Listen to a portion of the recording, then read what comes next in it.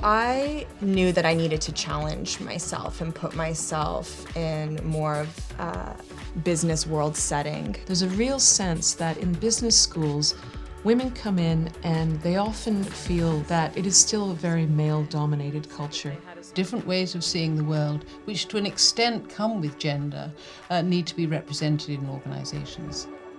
Does it matter financially and from a business sense to promote women? What we found year over year is that organizations who have more women, especially in their executive teams, actually perform better along a number of key performance indicators, including financial success. When organizations come and ask us, how do we move the needle? How do we get more women into our pipeline and get them up to executive roles?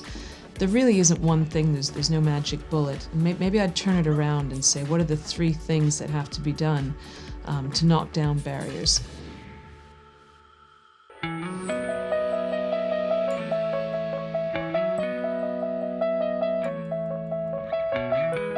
There were a lot of different actions happening around the business school and around the university, but we thought it could be really improved in terms of bringing it all together and in that way making everything a lot stronger because they stand on the platform that we've created, which is the initiative.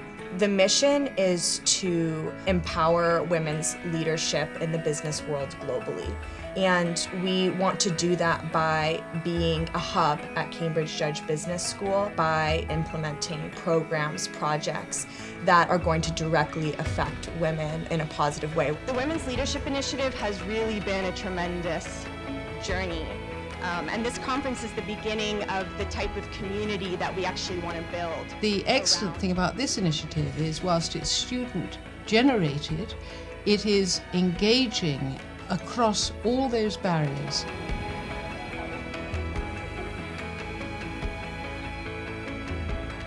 There's a number of workshops. We've structured it quite carefully so that everyone attending the event can actually contribute a great deal in terms of their unique ideas. We brought in facilitators from not only Judge, but the broader university. We brought in potential future partners. We brought in people that can really own potential projects, take ownership over the future of this organization as well.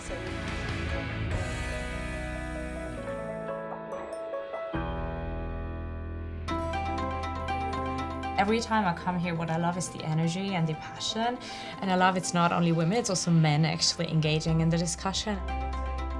Having a women's initiative that is really like a think tank to look at all the aspects of how women start out in the business school, how they move through and how we encourage them is going to be incredibly important in making sure that your graduates are very successful.